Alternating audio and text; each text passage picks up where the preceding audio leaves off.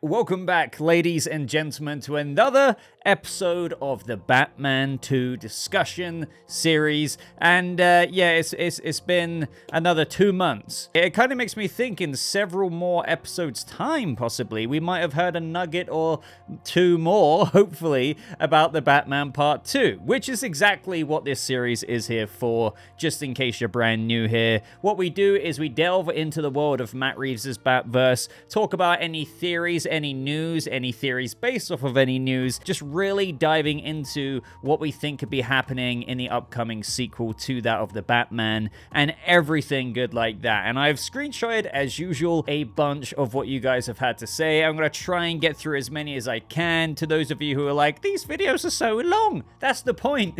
These are kind of like podcast-esque videos. I mean, don't get me wrong, I do edit them like a normal video, but just in case you're wondering why these are like upwards of 40 minutes, that is very intentional. So strap yourselves in for another Batman 2 discussion series video. If you're going to like it, would really appreciate it if you left that like rating, and of course, subscribe for anything, any little micro nugget on that of Matt Reeves' Batverse. We'll be covering it here on top of additional bonus videos like this. So right away, we have from Steve Kincaid 2651 saying Matt Reeves needs to learn how to type using more than one finger. And I guess, you know what, I'll leave this response for Matt Reeves to say something. Interesting. No.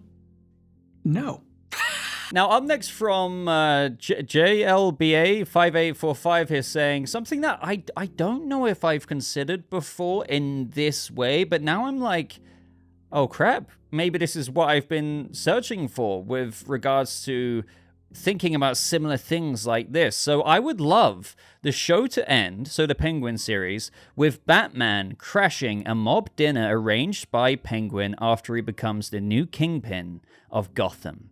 Just like in Year 1 style, setting the path to the Batman Part 2. Once, Matt Reeves described his story arc as an epic crime saga. I can see Batman's going to face the Mafia again. So, I've talked about how the Batman could be introduced in the Penguin series in that video that I uploaded recently. A long story short there is that there's this kind of meeting again. You know, obviously that contrasts the first meeting they had in the Iceberg Lounge. You kind of now see a new power shift and confidence behind Oswald compared to that first meeting he had with Batman, because he's in a much more elevated position. But one thing that is mentioned in this comment by JLBA5845 that I really like is that it would be an influence from Batman Year 1 that isn't necessarily happening in Batman Year 1 anymore, because obviously Pattinson's Batman at the end of the movie is 1 year, 6 months in, so he's into Year 2. In the Penguin series, we know it picks up immediately afterwards, so in November still. But as of when Oz is the new Kingpin of Gotham, one thing I have said that I don't think a lot of people think about is that Oz doesn't want to rule over a criminal element and underworld of Gotham where everyone's dead. You know, all of his competition, his opposition, in fact, even are just, you know, not there. Like, what is there to rule over? Like, you know, you need other crime families pushing their own businesses, maybe shipments of arms and drugs and drops. You know what I mean? So no matter what, you need to bear in mind that with the Penguin series, by the end of it, not only will Oz be the new Kingpin, but to achieve that Kingpin status, he would have absolutely have had to have earned the respect and, if anything, favor and vote of those crime families still left standing. Ultimately, yes, Oz is going to have a lot of opposition. You know, there's going to be deaths. It's going to get very dark and violent, as Colin Farrell said. So people won't be like, oh yeah, sure, Oz, you can take the seat of the criminal empire straight away. No, of course not. He's going to have to like really put one hand clawing in front of the other just as much as these other crime families will. But at some point, you know, the tide is going to have to settle and people are going to have to accept this. But all I'm trying to say, without going on and on and on and on about this, is that he is going to be at the top and he's going to have to manage really other crime families, and they're going to have to fall under him because it is ultimately this system even in the criminal element, that does turn like a bit of a wheel. Think about it like this. The king gets his taxes, so Oz is going to be getting his taxes from letting these other crime families earn their own criminal profit off whatever they're doing, but he still gets a bit of something from it at the end of the day. But it's just really interesting to consider all of that, because by the end of the Penguin series, something must have happened for them all to kind of accept him being at the top. Now, the reason why I went through all of that is because maybe there will be a Batman Year One moment, and there's nothing against some innovation here. As I always say, adaptations don't copy and paste, so maybe Pattinson's Batman didn't do that Batman Year One thing where he's like, oh, you have all been eating well. You know, it just drops in on their dinner table and scares the crap out of all of the mob bosses there. Maybe that moment is going to happen in the moment that I've said, in how if Batman does appear in the Penguin, it has to be like a new dynamic status quo setup kind of moment or thing, like this catalyst that shows Batman and everyone alike that, hey, I'm not cool with you guys doing what you're doing, and Oz flexing with his new mob boss crew that, hey, I'm now in charge. So there's this moment from Batman Year One where, let's just say, at the end of the series, Batman drops in, says the whole, ladies and gentlemen, you have eaten well kind of thing, and it's just a bit of a play on that. I think that would be really cool and could lead to all kinds of things, because, you know, no matter what, the criminal element's going to go through a massive crucible. It's not even just Penguin who's going to be going through a massive amount of trial and tribulation to try and get to the top. They're all going to be very stressed. And then finally, this is another thing to think about from even the criminals' perspectives, in that after all of that, after all that stress, and they finally kind of agree to lay down their arms and accept Oswald Cobblepot as the new Kingpin, and now they're about to get back to normal and pick up the pieces, finally putting things back together, running the good old criminal enterprises as per usual. I mean, as to Oz's liking, I guess you could say, oh wait, we've still got a bloody Batman up our ass that we need to sort out.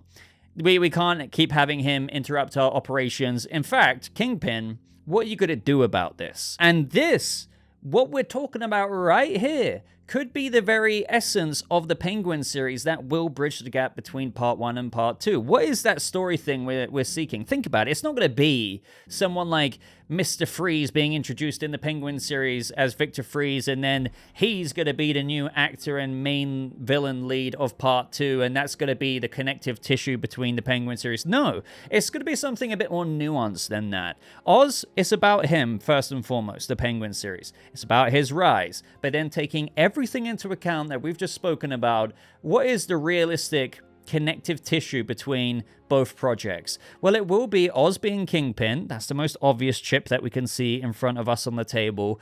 But what about something like this, in where with new leadership in the criminal underworld, with a new status quo amongst all the crime families accepting Oz, but them kind of realizing, wait, we don't like this vengeance Batman still being in our way for the next God knows how long. Hey, can you do something about this? Is your like first act as Kingpin? And what if like that is maybe something that sets up a little bit of a plot in the Batman Part 2? That is like one of the most organic. I'm not saying it's going to exactly unfold the way we've just talked about it there, but I feel like the essence, or like the kind of vibe of what we're saying, the repercussion from that of the Penguin series and Matt Reeves' Batverse, if there's one thing we can take away from it at the end of it, other than Oz becoming Kingpin, is this. Something like this rippling out into the Batman Part 2, which could make things really inflamed, if you will, between that of Batman and the criminal element. If there's one thing that the actual mob of Gotham, the crime families, the Kingpin, will not tolerate, is moments like, I don't know, even Batman dropping in on Penguin's shipment in the movie, and a whole bunch of moments like that, and Oz won't stand for that. He wants to still command respect amongst those crime families. So what if this leads to something like that? But also, what I'm getting to here is this comment from Vinny7305 saying, imagine if Penguin puts out a hit on Batman, and we get like this loose adaptation of Arkham Origins, Deadshot, Firefly, Shiva, and Deathstroke, you know, going after Batman. So I don't think it will be, well, even as you said, they're like a loose adaptation, but it really adds more fuel into this theory here, in how I think there is a realistic expectation of okay, Oz is going to be Kingpin by the end of the series. With that, commands respect amongst the existing and remaining crime families who survived the war and accept their new king of Gotham, if you will. So business has to continue. However, they do have a big problem to deal with, and that is the Batman, who is still most definitely day by day, night by night, serving to clean up this city, and they know that they're a target of that, so they want their Kingpin to try and sort that out. Okay, moving on. With Oz now carrying and wielding a lot more power, what's one thing he can do? He can maybe put out a hit on the Batman. How cool would that be? Now, I know I've seen this theory before all around the place. You know, lots of people have talked about this in general, or like maybe doing a Batman the Imposter thing, but this is actually something in where, as this has developed in this episode of the discussion series, I can see happen in one way or another. Now, I'm not saying, Arkham Origins straight up. I don't think you get Deathstroke in there or anything like that. However, it could be a way to bring in Victor Zsasz, maybe, and maybe some other people out there. But without me rambling about this one too much longer, let me know what you think of this. Do you think that the Penguin series, after expanding our horizons beyond, the Penguin series is just going to end with Oz becoming Kingpin? Okay, obviously, but what about beyond that? How does this ripple out into the sequel movie? Well, do you think that they could find the Batman as an itch that they want to scratch and get rid of that itch? And maybe there could be a hit out on the Batman himself. Deal with M3 says, or deal with me. It's just like, eventually we have to see Joker, right? Like, why use such a big actor like Barry Keoghan for a role we'd never see him actually explore? Yes, I don't know that for a fact, but I definitely would say, yes, we'll have to eventually see the Joker. I think that is the plan. I think that was the plan, especially with how the Arkham series at the conceptual stage, in its early gestations of being this idea for a show, being in the Batverse, I think he would have been explored a bit more there. But since that idea and concept has now developed to be a series in the DCU, so that will now pertain to the DCU's Batman Rogues Gallery, rather than a series exploring Arkham in Robert Pattinson's universe, and thus what could have been more expansion with Barry Keoghan's Joker. So I've always said, just in case you haven't heard my thoughts on this before, that maybe there's going to be a little bit of like a, I don't know if I want to say rewrite, but reorganization of ideas that have to be tackled and implemented into possibly even the Part 2 script, with how, if you're not going to develop Joker in a Batverse, Matt Reeves Batverse Arkham exclusive series, well, are you going to still use that character and explore him a bit more? Okay, so if you can't do it in your series that was going to be in a Batverse, since that's now changed, we're going to have to maybe self-cannibalize that material from that series and inject it, even if it's in a smaller way or smaller scale, into the Batman Part 2 or Part 3. So I do think we will see him. Now, I'm not saying it's going to be a main role. It could be like a secondary antagonist of what we've entertained before, some kind of crazy, somewhat ensemble of villains that we could see come to fruition by Part 3 or who knows what. But yeah, I think that would be an eventuality, despite the amount of people that go on about Joker fatigue, which I do see why people are apprehensive about that. That's a whole other bag. I'm a bit to and fro with Joker fatigue. I see what people are saying, but I don't think it's as bad as what people are saying. Again, a whole other video we could get into, and one that I might actually explore one day, with regards to like the reality of the combination of perspectives when it comes to Joker fatigue. Because I do think there's like, merit to multiple different perspectives that people say. But the thing is, we're all multiple different people. Shocker, right? But no, really, people fit into different sides of the fandom. Like your friend Jerry, who doesn't get into this as much as us, will he view Joker fatigue as in the same way as you, who's absorbed every Joker thing left, right, and center? Maybe not. Maybe not. The final word, yes, I do think we'll eventually see Barry Keoghan's Joker again. I would outright, I think at this point, which is based on nothing but my own bat vibometer here, I would be outright shocked if we didn't see him again. Up next from user UV5KE7UC9Q. Please have a new Cowl. How dare you? Honestly, I know we talk about the suit from time to time, But I see, beautiful GIFs like this recently going around on social media. Not that I needed reminding personally. And I'm like, you know what? Just like that little meme, perfection. Perfection. I love the cowl. I've gone on about the cowl more than enough before. The ear length. I know people prefer longer ears. I know they prefer shorter Dark Knight Returns ears. But if I was to bring to fruition my perfect Batman ear length in live action, it would be a combination of the two. And that is where Robert Pattinson's Batman ear length is at. And now, as for the rest of the cowl, I get what other people's criticisms are, but I don't think it's like something that needs to change. So a lot of the main ones that people go to is with regards to the current cowl is that it doesn't seem protective enough. But we know that it is for a fact. And in-universe logic, really, like, sure, the cowl that Pattinson is wearing isn't going to have some thick-ass material underneath it for ease of the actor just being comfortable. But in-universe, it's clearly laced with some kind of bulletproof, bullet-protective, sheet underneath the leather exterior. The leather exterior, to be honest, is just for if anything, aesthetics. But we know factually that it is bulletproof because guess what? We've seen Batman take bullets to his head and survive. Like, literally, there was where Selina finds her friend's body in the back of the car. Boom. Bullet to the head, slightly unrealistic. Sure, they do take into account that he's kind of laying on the floor, like kind of out of it, because realistically, even if you had a bulletproof helmet, you would be so concussed that would probably last for days. But hey, Wayne R&D bulletproofing under the cowl, who's to say that won't kind of only take you out for a couple of minutes, and then you pop back up in your Batmobile afterwards. But in reality, guys, to be honest, other than an aesthetic reason, Batman does not need to change his cowl in this trilogy. It is bulletproof enough to quite literally take bullets to the head. Like, it's got damage of bullet imprints, it can take knife scratches and this, that, and the other. So unless they just want an aesthetic change, sure, I guess you could argue, hey, this one's even more bulletproof. And that's why it has a bit more of a hard, kind of shiny material, more metallic rather than leather. But I really like it. I think if we did get a new cowl, shape-wise, it probably wouldn't be too different. They might change the leather look approach, like to the texture of it, but the shape, I think, will be maintained no matter what. Now, will the cowl change? I think for me, that's a bit of a 50-50 coin toss. They could easily, get a new material, but keep the similar kind of framing and shape of the skull kind of look to the cowl. But for me, I would be absolutely perfectly happy with the same cowl.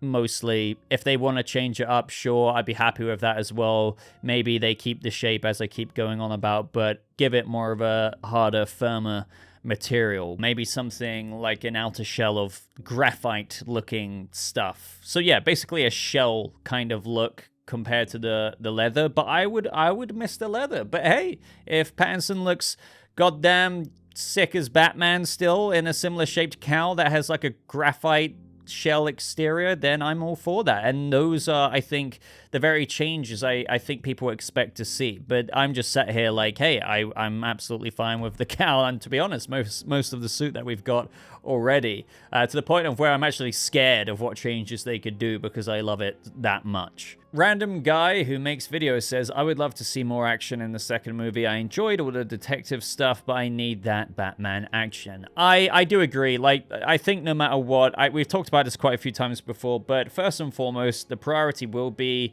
a point of view driven. So with always Bruce in mind, Matt Reeves means the detective driven story. I think that will always be maintained. It will be the primary focus, but that's not to say that I don't agree with you in saying that they need to step up the action. I have been of two minds of it before, because I do think when you do a heavy kind of point of view driven story like what we got in the first movie, you're really engrossed, like as a lot of us are. Sure, there's people who say that the movie's too long, this Batman's too boring. Fair enough. Maybe there's not enough action for your short attention span mind. Fair enough. And I'm not saying you're entirely wrong, by the way, because even though I put that little joke of a dig out there, I do agree that it would be cool to see more action. But what I was going to get to there ultimately is that if you don't see too much action in the Batman movie, which is one of the common criticisms, I do think as a result that makes the action you do see even cooler, which may sound like a bit of a cope, but it is. Think how impactful the beginning of that movie was when you saw him fight there. Then you got like small increments of action after that, and that really feel ramped up to, like, you know, the next big piece was either, you know, the Penguin chase scene, which felt awesome. It's a form of action, if you will. The wingsuit moment. And then ultimately there was the Batman in the rafters moment.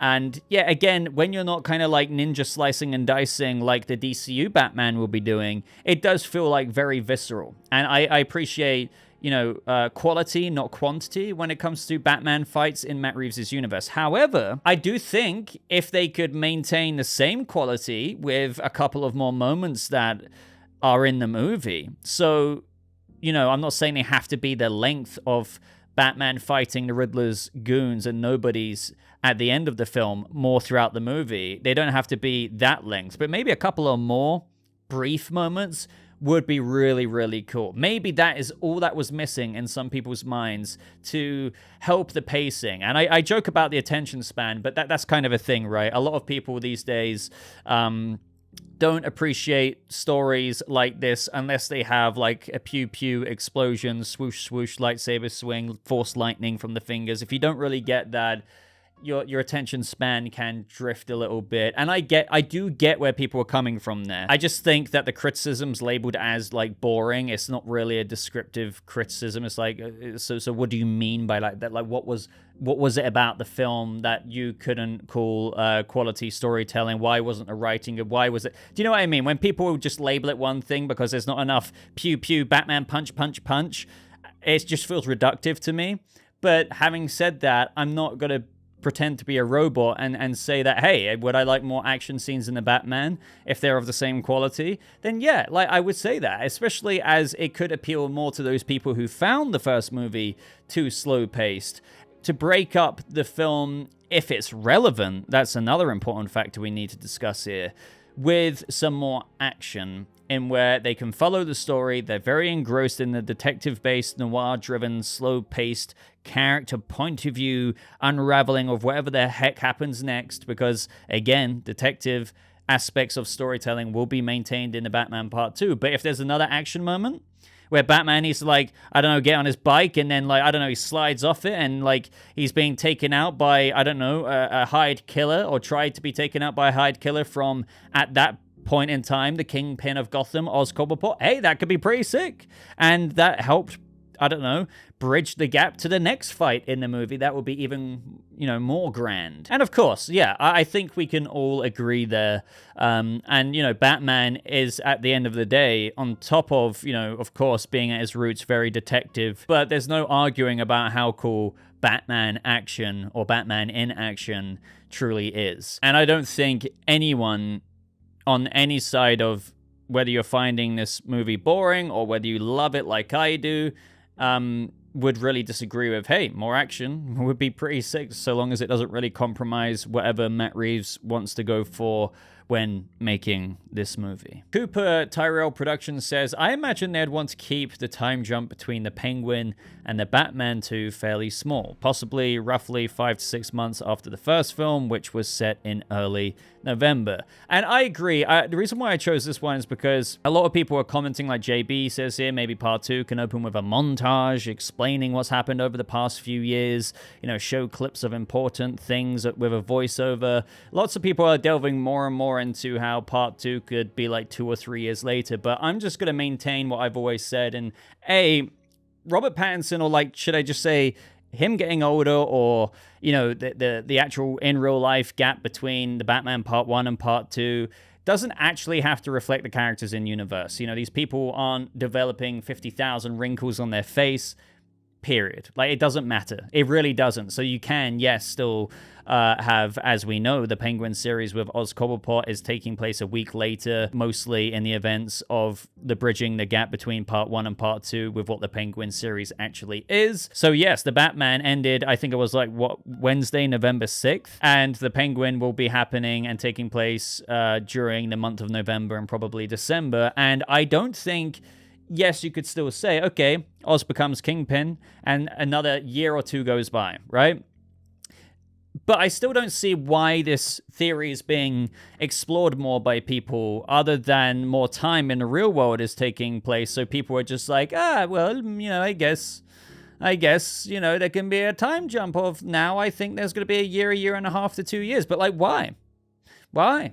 Again, I always go back to what I said with how it's a psychological roadmap. And by skipping that much time between what Matt Reeves is trying to do here with this point of view character study approach to his Batman and the development that he goes through, I think you can miss quite a bit. Like, no matter what, with the inclusion of like a monologue at the beginning of the movie, if he has to account for like 2 to 3 years of missing time, sure, you can do it and write it in there. Say, Oz became Kingpin. Oh, I've been doing this since the streets. Oh, Gotham has now been healed. But like, there's still stuff that I think there would have been too much missed, or if they don't include events that we've missed, it would be hard to believe, or there would be like a lack of depth that they're clearly skirting over just because so much time has elapsed between the movies, part 1 and part 2, that they almost don't want you to think that you've missed out on any big things. But again, that would be too much to believe for me. So why not just keep it in a closer gap of time? Now, again, by the way, I've always said that I wouldn't be surprised at all, and I'd be totally okay with a larger time jump between the Batman Part 2 and Part 3. That could actually even help aid the approach of this psychological roadmap that you want to tell of Bruce Wayne and Batman's development. But part 1 to part 2, with what we know about the Penguin series being in the same gap of time after the end of the movie, and how it is set before the events of the second movie, and how what happens in the Penguin series fits into the Batman part 2's actual events. Yeah, I just keep going around in circles here. It's like, why do we need, or like, have to have a reason for in real life years that have happened in universe here? Why do we need a recap of what's happened over the past few years? It's like, my God, what could have happened in Batman's career? They're like, no, I want to see it. So let's actually start off where we left off. Sure, there could be a 4 to 6 month, 8-month even time jump, but I've never really designated too much of a time jump beyond that between part 1 and the Batman part 2. Again, for me, it doesn't feel necessary. The actors rather, won't age dramatically. It is just simply part 2 taking place several months later. Doesn't need to be years. Having said that, hey, I could be surprised and Matt Reeves might be like, you know what, initially I was going to do a few months, but now I've actually made it 2 years. I could be wrong. I really could be.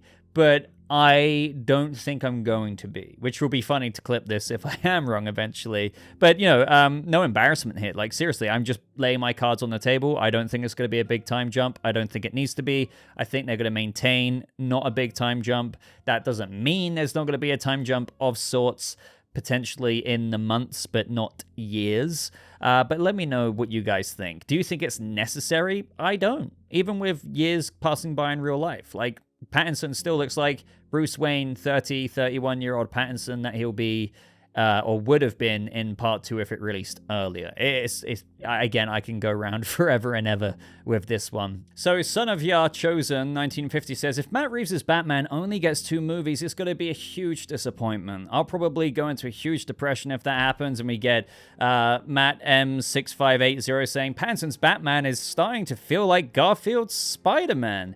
There were only 2 of those movies, then came MCU Spidey. Likewise, I think there will only be 2 Pattinson Batman films, and then the DC Batman will take over just a feeling. And you know what? Like, I've said this before, not to, like, scare people. Like, this could be a reality. You never know. Like, sure, things are planned for a trilogy, but let's just say the Batman 2, is well received overall, but doesn't really get the money that even the first movie did, versus the budget that it spends, then yeah, they might be like, you know what, we're glad with the 2 Elseworlds movies that we put out. I'm sure, by the way, at the same time, Matt Reeves will make the Batman Part 2 in such a way where, just like the Batman Part 1, if we didn't get a Part 2, it still felt like a movie that you could have had a future with, but you could also have it as like a one-off self-contained story. I'm sure it will still end that way, but hey, if we can get a Batman Part 3, we'd love a Part 3. But will it end in a similar way where you can kind of just wrap up that isolated kind of story of whatever Rogues Gallery villain's going to be happening in Part 2? Yeah, you could. Now, I'm not saying I want it to end at Part 2. My God, guys, you know me. I want Part 3. But we are subject to the reality of how will it perform. Now, the TASM, Andrew Garfield's Spider-Man here reference, I do get what people are saying. We do have some replies here, though, that are important to mention, such as Omar saying, unlike Garfield's Spider-Man movies, Robert Pattinson's are a success, critically and financially. So, that's the only big difference. And Josh Kosh says here, yeah, that was the catch with those films. One of the big reasons they pulled the plug on TASM and worked out their deal with Disney was probably because the second movie just didn't hit critically the way they had likely wanted it to. So yes, the reason why I mention this is because I kind of want to both entertain this and also kind of fix the perspective a little bit when you have comparisons like this. Yes, we might not get a Part 3 if Part 2, with the budget taken into account, isn't really, as crazy good or successful as it should have been. So, hey, do we kind of wrap it up here and just consolidate things and just go ham into promoting one Batman, right? I would understand that from a business perspective. But the comparisons here between TASM are maybe a bit different because The Amazing Spider-Man 2 really had so many other things going wrong with it in addition to not only the box office, because, here's the thing. I don't think the Batman 2 is going to be doing the things that The Amazing Spider-Man 2 tried to achieve with setting up a massive franchise, with, backdoor piloting. Hey, here's this Sinister Six villain. Here's that one. Here's this one. Here's that one. On top of other issues that the script had, which led to a critical consensus not being that great either. So, sure, the movie still made $700-something million, which, funnily enough, the Batman Part 1 did, even though we need to take into account inflation here and money back then. But also, the budget back then was $200-something to $300 million, which, if you again think about how much that was worth back then, The Amazing Spider-Man 2, with that budget, what it got for a second movie, and just really, in addition to that, the critics not liking it as much as the first one, it just all fell down. Where you look at the Batman, the budget isn't as much, even though I am aware that we do need to take into account adjustments for inflation and stuff. But they're not trying to set up okay, right, let's now backdoor pilot 50 other things in here in Part 2 and, prioritize that than just getting the script right and making a decent story. Do you know what I mean? I think the Batman was, critically received a lot better than, for example, The Amazing Spider-Man, even the first one was. And you would think in an ideal world that will hopefully come true, the Batman Part 2, even despite how much money it makes, which I hope it does make decent money, but I don't think it's me going out on a limb to say that I think Matt Reeves will still write another good Batman story. So the Batman 2 will just try and be a good movie in of its own right and not try and do this, that, and the other, overpour a ridiculous budget into it, we're talking the Flash movie levels and everything, the basic Hollywood thing these days where you put $300 to $400 million into a movie to even break even, then you need practically almost $750 million, and even then, is your script and your movie even good versus the budget you put in? I don't think the Batman 2 is one of those products. So that's the thing. I get the comparisons, because the reason why I wanted to talk about this overall is because I see a lot of people saying, okay, is the Batman going to end with Part 2? Yes, that is a possibility, but these comparisons to, The Amazing Spider-Man, I see one way of that comparison, hey, yeah, sure, what was a trilogy could end with Part 2, but is it really, and does Matt Reeves and the Batverse he's created and the stories and the quality he's making with these films really compare to that of the quality that was handled back then with The Amazing Spider-Man and The Amazing Spider-Man 2? No, there's actually fundamentally different parts that make up both of those machines in where they're not the same. Now, that doesn't mean that I'm saying the Batman Part 2 will do amazingly well and that we're guaranteed a Batman Part 3, because the reality could be that it could be a well-reviewed film, but like it might not get the ticket sales versus the budget it might actually get. Despite being a critically well-received film, it just might not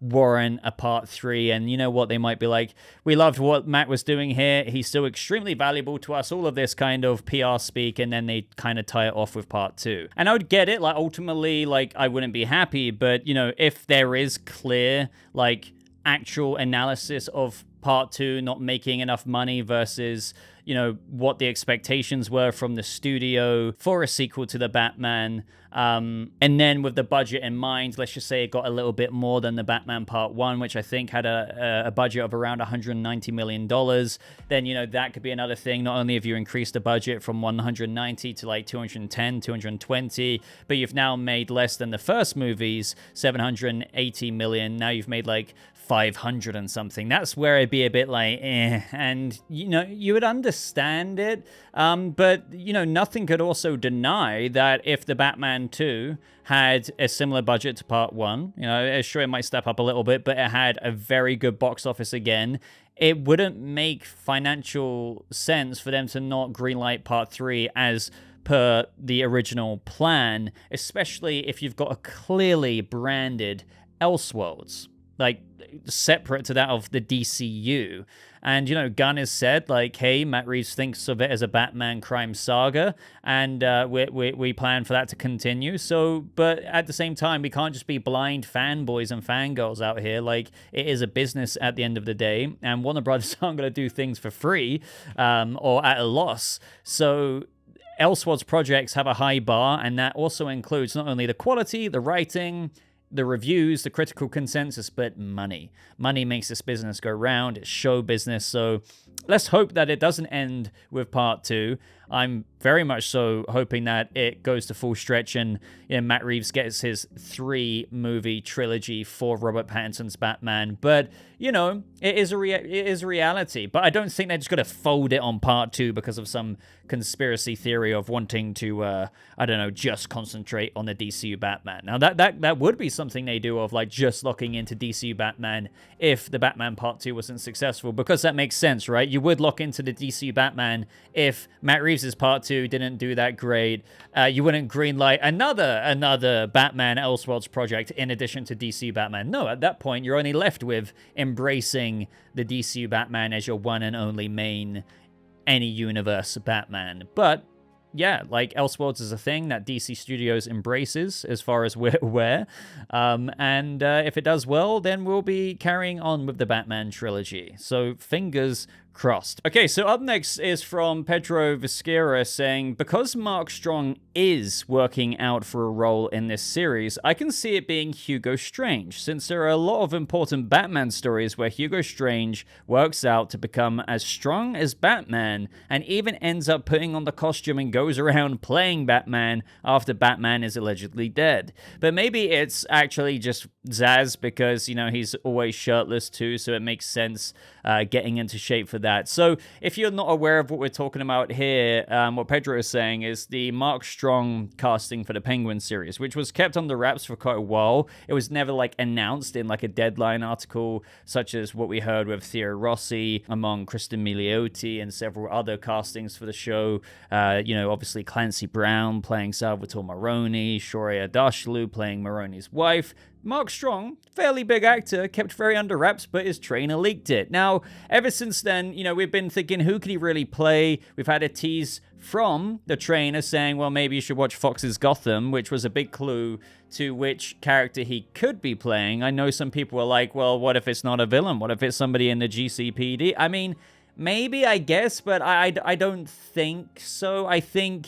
I mean, and it is assuming here, this is all speculation, it would most likely be a bad character, a villain, if you will, to some extent. The thing that's difficult to figure out is which villain, even though lots of us are fairly confident in our speculations. Some are saying Hugo Strange here, which, you know, as Pedro points out, there is truth in what he said there. And yeah, it is fascinating to add into the fact that Mark Strong was trained for the role in the Penguin. Now, you could say that a lot of actors like to get in shape, but, you know, if you're just playing a role like Rex Calabrese, like some people are speculating, which I think Mark Strong would knock out the park, you know, Penguin's influence in terms of what he was talking about in the trailer, the respect that people had in his neighborhood for the, you know, old school mob boss type, Rex Calabrese. You know, he died with a cigar still in his hand or in his mouth or whatever. You could argue that there could be some kind of flashbacks there. But would you really need to, like, get into shape for that? You could just put on a big-ass trench coat or something. I mean, you know what I'm saying. However, if you wanted to play a bit more of a significant character, then yeah, maybe you would want to train for that. Now, maybe Mark Strong is a person who likes to train for roles anyway, whether it's necessary or not. So I don't want to dive into that avenue too much. But yeah, and entertaining Victor Zsasz, that would be one situation in where he might need to, you know, put on a little bit of muscle and look good for the role. And I know, for example, we have from Brutal Vengeance here saying, me personally, I think Mark Strong as Hugo just makes a lot more sense to me. I think Mark is a tiny bit too old to play a younger days Victor Zsasz, so I'm more leaning on the fact that he's playing Hugo, which, my God, I hope our theories turn out to be true. So I both, like, agree and disagree here in the sense of, don't get me wrong, I would love him as Hugo Strange as well. But I think the Zsasz thing, you know, with regards to his age, which I do totally get where people are coming from. Mark Strong is, I think he's like 60 years old, but the thing is, he doesn't look like it. So this is where I'm going to toss out one of my favorite lines that I like to say here on the channel, and that is, adaptations don't copy and paste. Now, yes, in this Batman universe, this is a Batman who's still becoming, and Matt Reeves has gone into a lot of depth saying that so are his villains. I mean, look at Joker. He hasn't even got the name of the Joker. He's just this unseen Arkham prisoner. We had Riddler, who was in Riddler Year One, essentially. So the same is more or less true for practically what we can assume to be all of his rogues gallery. But there's nothing in there where you can't say that with adapting someone like Victor Zsasz, that you can't have somebody older like Mark Strong, who doesn't look 59, 60, if you will, still be Victor Zsasz. Do you know what I mean? Sure, like when most people probably think Victor Zsasz, you might think a late 20s, early to mid 30s type killer, right?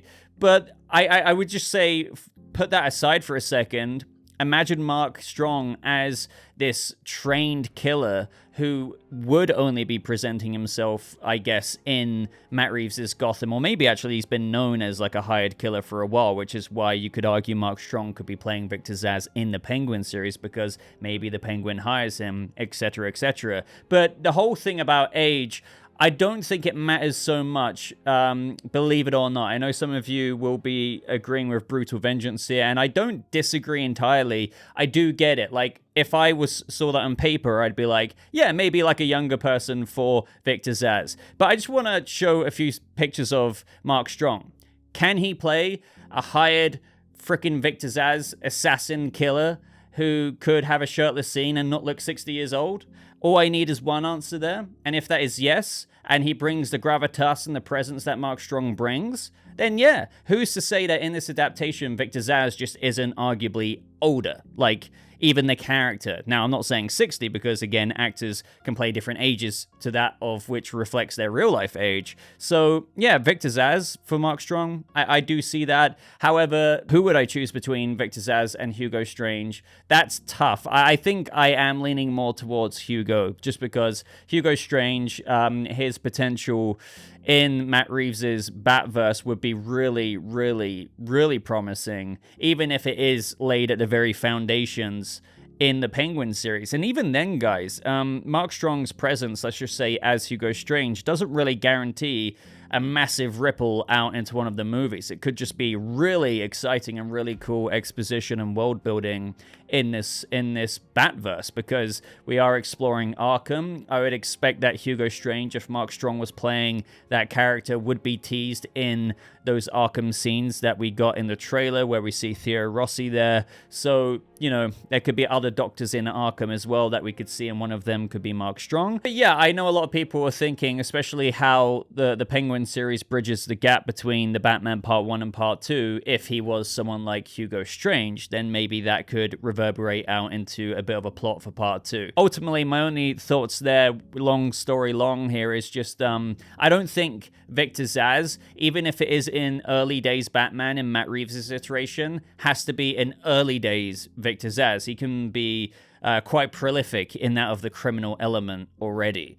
It's just we're gonna have to wait and see who it is. Up next, from random guy who makes videos saying, I genuinely hope stuff like this can get people hyped for the show. It feels as if it might go under the radar since Batman might not be in it, but that doesn't mean it will be bad. Very excited for it, and I'm hoping everyone else can get to feeling the same. And then we have a reply here from Josh Kosh saying, I feel like fans of the Batman should be more excited. This isn't just a spin-off, it's clearly a stepping stone to Part 2. There is probably going to be a lot of world building for the Reevesverse, and if rumors are true, may also give us a more clear indication of what may be happening in the sequel. Who knows what secrets lie in this show? And I completely agree. I do think, and we've talked about before, are some people sleeping on the Penguin, and I think overall it could be seen that way, just in terms of like comparing it to, you know, a Robert Pattinson Batman-led main movie to go on your silver screen at your local theater. However, I am pleased to see that after that official teaser trailer, I did see what I expected, and I'm not trying to gloat here, but it is just like Todd Phillips' Joker 2. All I saw about it as a person and a content creator who covers these things well into the pre-production is a lot of people casting doubt, this lackluster desire to, or lack of desire to even see Joker 2 and whatnot. And I'm not saying that some of the comments like that don't have apprehensions that are understandable, but I have seen the potential in projects like Joker 2, but also The Penguin. And believe it or not, yes, The Penguin, even though people love Colin Farrell, I've seen a lot of people from all walks of life in the fandom, if you will, expressing, okay, yeah, you know what, you know, yeah, but like, I'm not really that excited about it kind of thing. But then, boom, the trailer drops and people see the cinema that is unfolding before their very eyes, or, you know, translate that there to being the potential of the series. Now, I do think that when the official trailer comes out, it's just gonna, you know, really ripple out even more, to be honest, with how people will be looking forward to it. And don't forget as well, guys, that teaser trailer that we got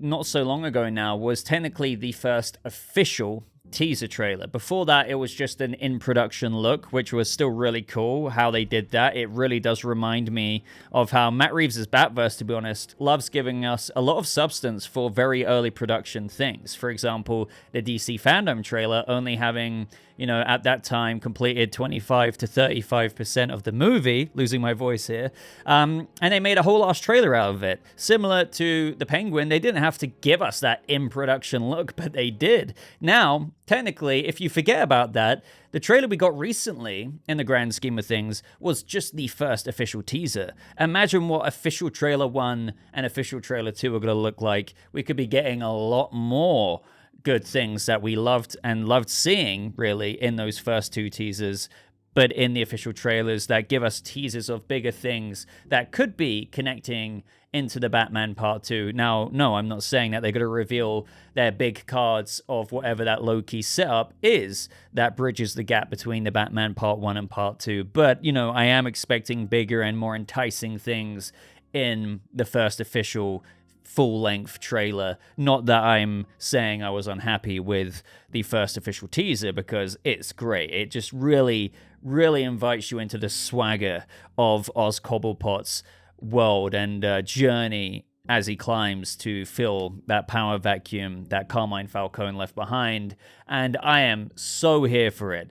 So here for it. So, you know, I think more and more people will get excited for it the closer we get. It's just, you know, how marketing goes, really. And, you know, when reviews start coming out as well, possibly from people who get to see it a little bit early, I think it will just really, analogies I just like to use, it's kind of like the lighting on the freaking Christmas tree or decorating the cake. It will start to ramp up a lot more, and, you know, things will become a bit more enticing. But I don't think it will go under the radar. That would be shocking to see. I don't think you need a Batman in the series for it to not go under the radar. I think the show will speak for itself there. Not that we haven't had shows before that go under the radar, which are really good. Sometimes it does happen. But I think this has enough legs behind it, from the talent, the top talent that is, the fact that it is a part of Matt Reeves' Batverse to everything else. I don't think it needs an extra propulsion to get it to where it needs to be. I think you will start noticing people already lock their eyes even more when we get the official trailer. At this point, it just feels like I'm trying to defend it. I don't think it needs defending. I mean, as I started off by saying, I saw people kind of fall like dominoes when it came to just showing their enamored thoughts about, after seeing the trailer. People loved it. Just look up reactions even on YouTube and you'll see people's jaws drop to the floor because they're like, 8 more hours in Matt Reeves' Gotham with a M rating, for streaming service. Sign me up. Up next from Arthur Massey 9897 saying, I still think the main antagonists of part 2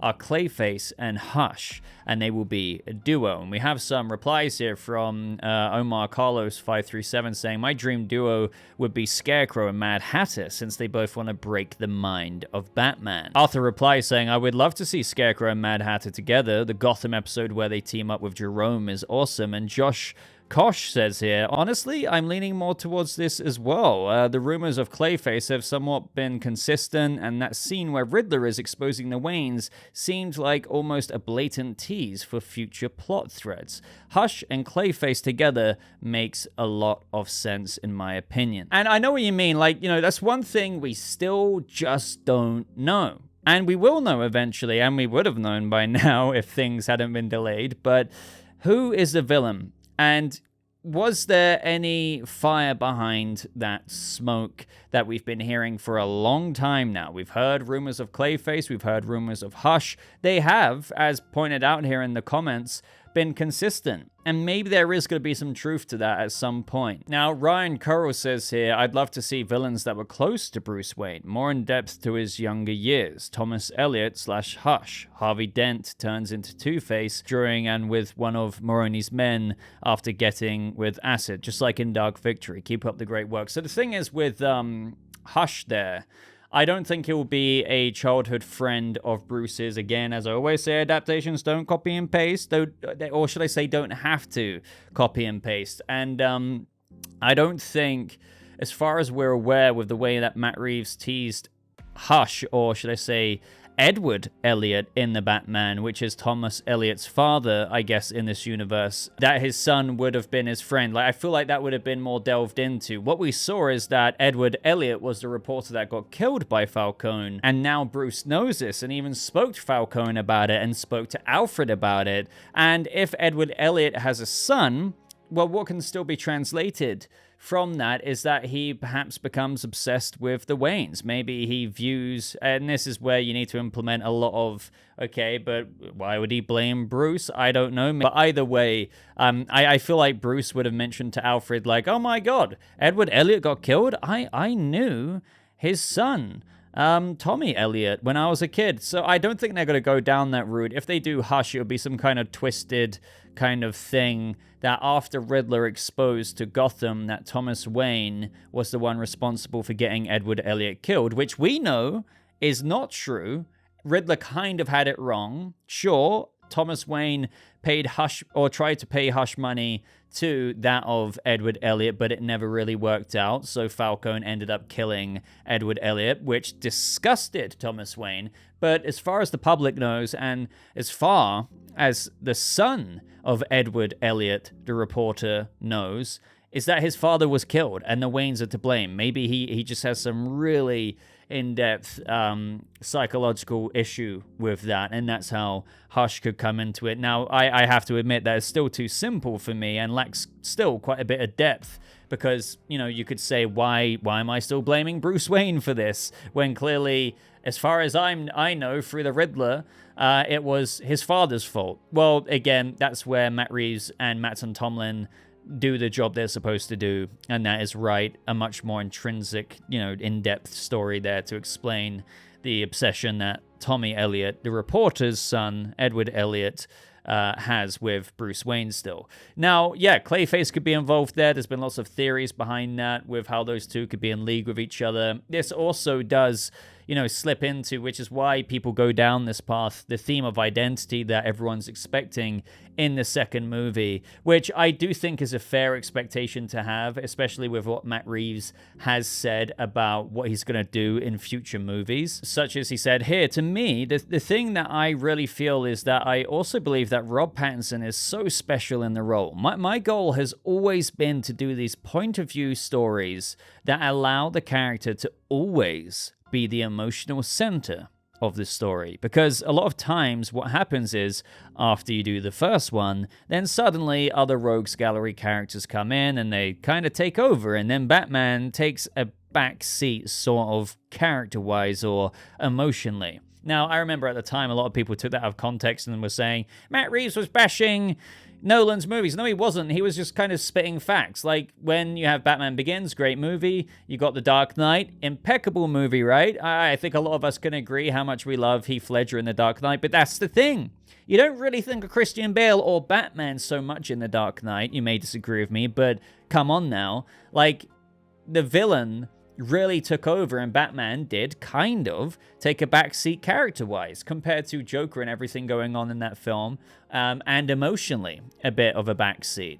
That is just true, and Matt Reeves wants to avoid that, so it's comments like that which you need to think of when going into part 2. There is a psychological roadmap, which Robert Pattinson has mentioned that he spoke to Matt Reeves about with regards to that developing over a trilogy. And the next step for Bruce Wayne is, after helping isolate the direction, or, he's got his compass pointed north now, is what I would say when it comes to his criminological experiment of being Batman, and how he realizes he needs to be a symbol of hope to the people of Gotham by the end of the movie, is that, okay, but what is Bruce Wayne gonna do? And there are definitely ties and little ribbons set up, or knots that you can start to, the shoelace can be unraveled a little bit if you just tug it a little bit from the end of the first movie, and where, okay, let's go back to what I was just saying. The public think that the Waynes killed or were responsible for killing Edward Elliot, Tommy Elliot's father. What is Bruce going to face now publicly? Are they going to say, hey, Bruce, did you know your father was like this? Are there going to be reporters hounding him? Is he going to try and change the public image on top of what we can assume blatantly to be help restoring Gotham after the floods? There's things like that. So I do feel like we have, this magnet that we're picking up this direction of, that could make villains like Hush plausible, especially with Matt Reeves saying that Hush is probably one of his most favorite villains that he would like to adapt, even though he added in the caveat of saying, like, that doesn't mean I'm going to do Hush next. But you never know. There could be a bit of a secondary antagonist there, in addition to Penguin with Clayface. There could be some other things going on.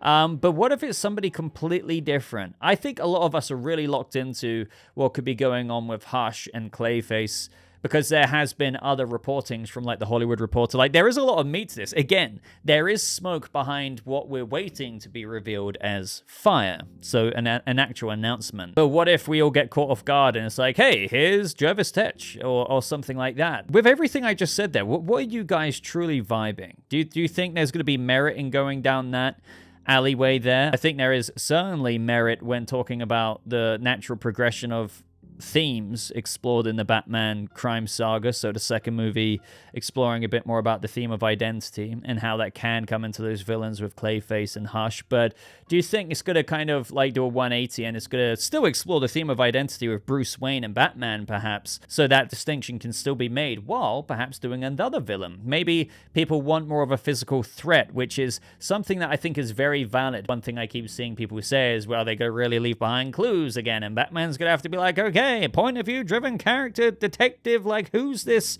villain leaving behind this clue or this calling card or whatever? No, I want to face Bane. Oh, I want to face Victor Freeze, a villain that can be sympathetic and quite literally cause Batman to try and take out this villain in a different way that he's used to, rather than, okay, sure, there would be a few physical fights, which is what people want to see in a new villain for the Batman trilogy or the Batman Part 2, but also Batman having compassion for his villain, trying to handle it a little bit of a different way, maybe even try and help Victor Freeze. But that's where, this all gets conflated with, okay, but what would be realistic? Would Matt Reeves try and actually adapt a fantastical villain into his grounded and unwound version of a fantastical Batman universe? Maybe, maybe not. But ladies and gentlemen, that is everything I am going to ramble about in this Batman 2 discussion series video. So let me know your thoughts on anything and everything. I do apologize if I didn't get to your comment, because as usual, there was a bunch more to get to. But there's many, many, many more episodes to come. So make sure you're subscribed so you never miss out on, not only the discussion series episodes, but any brand new Batverse news. I am going to be on it. You can be sure of that. So other than that, guys, would appreciate a like, rating on the video. But thank you so much once again for watching. I hope you have a lovely rest of your day, and I'll see you people of the Batverse in the next video. Goodbye.